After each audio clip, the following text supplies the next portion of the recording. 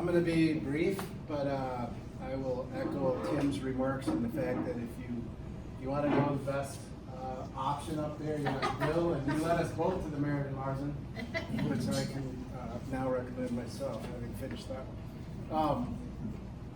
As Tim mentioned, Morgan Stanley operates the process, really. We coordinate the process for managing the money. Academically sound process is really the driver of everything that we do. But the good news is for you have a great story to tell. I mean, this is a $61 million plus organization as of yesterday, and that's a lot of giving at roughly 4 to 5% annually over the last several decades. We're proud of the results, but mostly what I would say to you is utilize the resources. I was at the Entrepreneurial Bridge event, and I listened to these 3-4 people come up here that had passionate stories about their own life experience, and one of the themes that resonated through the entire event was utilize the resources. So really all I wanted to tell you tonight is that we're here to help, and we do have deep resources. And for you, what I would suggest, and this is really a action step kind of thing, is when you meet with your group, and I was talking to Brian McGregor from the Byron Community Foundation, because I'm from Byron. Keister, Byron, Stewartville, Plainview's represented on my team, and my parents had their Century Farm in Brownsdale, actually. So I liked it when our theme was love where you live, because I thought that was a great story to be able to share, with other people from the region.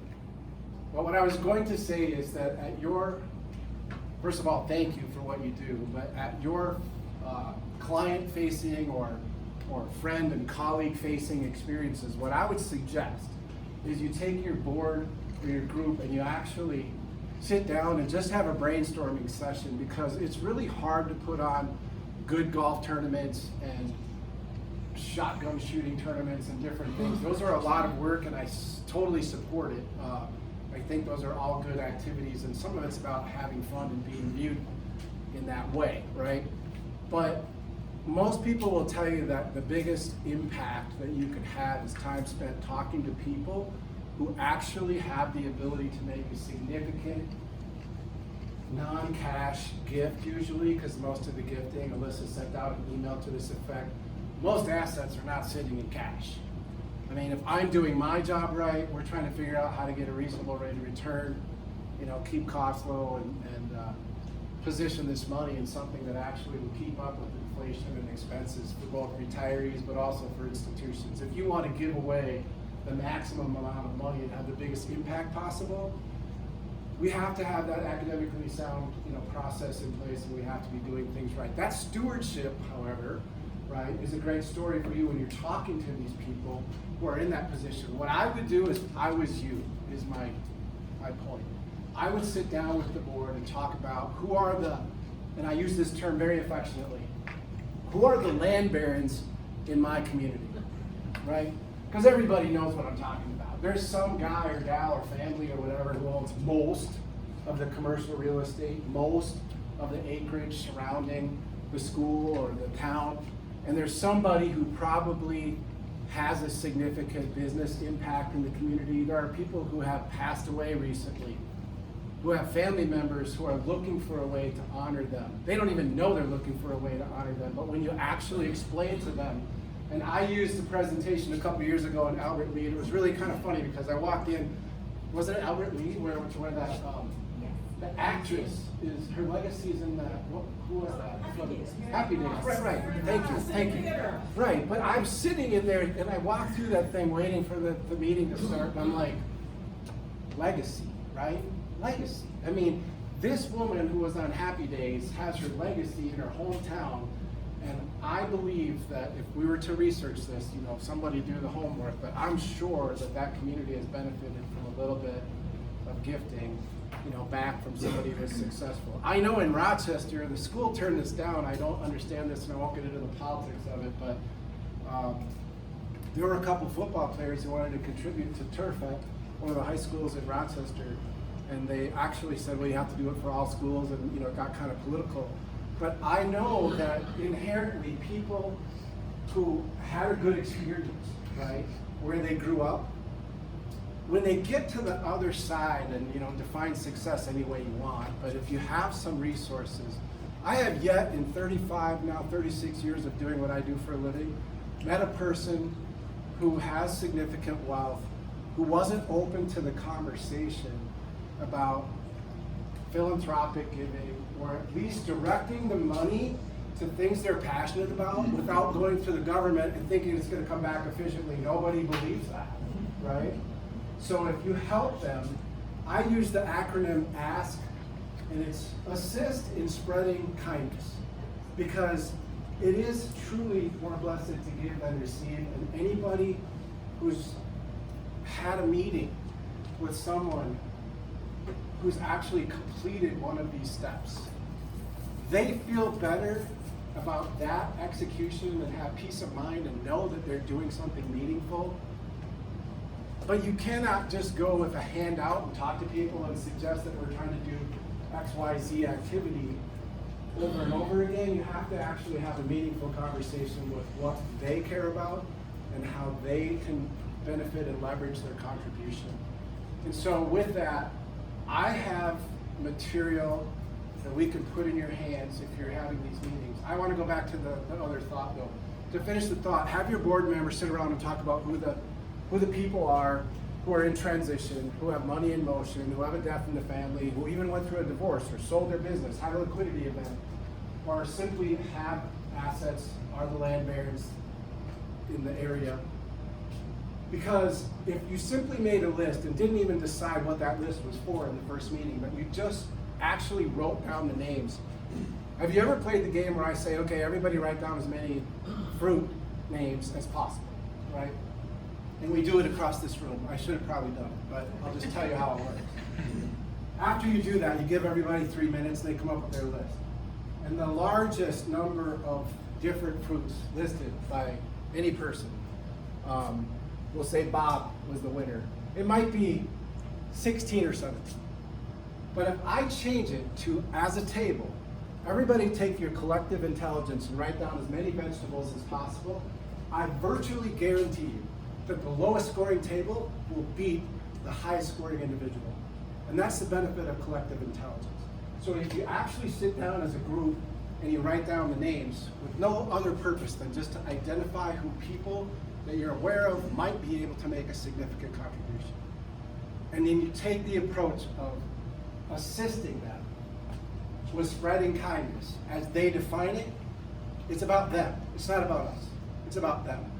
We help them figure out a way to utilize the community foundation to get done what they want to do. And now you're not a salesperson anymore.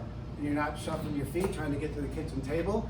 And you're not wearing white shoes like the insurance guy. And I'm not embarrassed to come with you.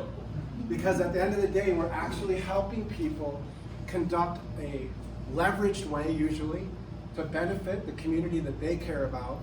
It's all about them. It's never about us. It's always about them.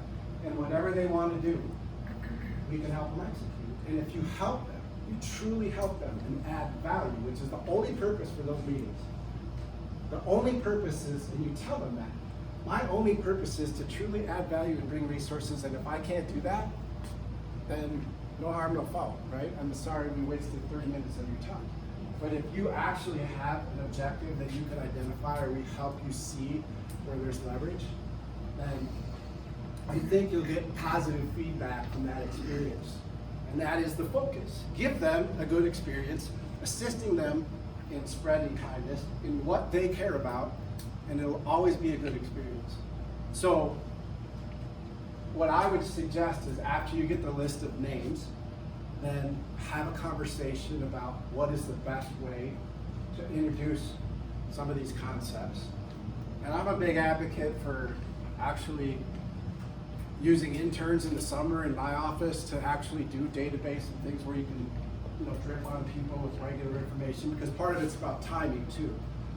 You have to be present in front of mind if you guys have newsletters great.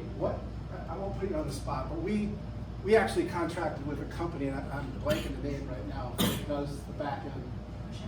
Crescendo, thank you.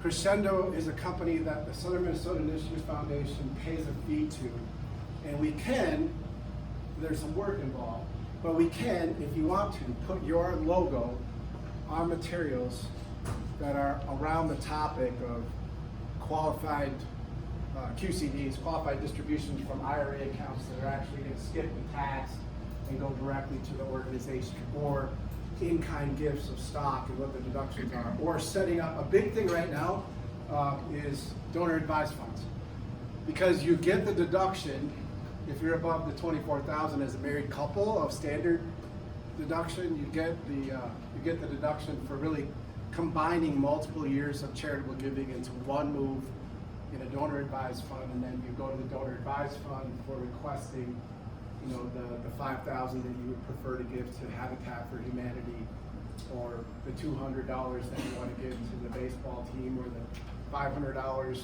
you know, a month that you want to give to the church. You have to request, and they have to approve the 501c3 organization, but people understand this now. They would rather put 5 years of contributions in and do a donor advised fund than write a check every single week at church and not get any deduction for it. And it's not because the church needs the money any differently, it's because Uncle Sam is basically contributing 60 cents on the dollar, or whatever the case might be, for a high net worth individual, 40 cents at least, to that effort. And this idea of sending the money to the government and hoping it comes back efficiently to help the family down the road, that's sort of stretched logic right now in most political circles, regardless of party affiliation. I believe people understand the benefit of direct giving and channeling money to the right places.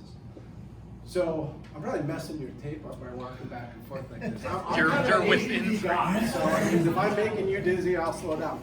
But what I wanted to say is, if you make the list and you contact us through Alyssa, I mean, I'm happy to sit down and go through the list and try to figure out like what materials would be appropriate for which people and which categories.